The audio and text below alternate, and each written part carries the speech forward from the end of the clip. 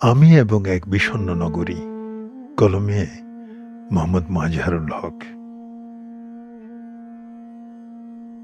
আমাকে এই নগরী কখনোই স্বাগত জানায়নি। জন্মের পর যেমন নবাগত শিশু মায়ের হাসি মুখ দেখে সশব্দে চিৎকার করে ওঠে, এ নগরীতে এসে আমি ঠিক তেমনটাই উল্লাসে মেতেছিলাম।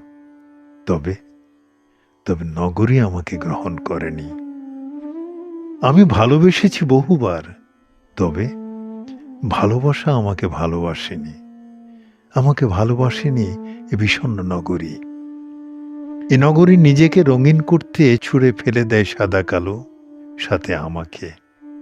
চারপাশের প্রাচুর্যতা আর মনের নষ্ট নকল গাম্ভীর্যতা একদিন এ নগরীকে করবে চূর্ণ বিচূর্ণ। তবুও তবুও সেদিন আমি বিক্ষোভে পাড়ি জমাবো, মুষ্টিবদ্ধ স্লোগানে যুদ্ধ ঘোষণা করব, শুধুমাত্র শুধুমাত্র এই নগরীর হয়ে।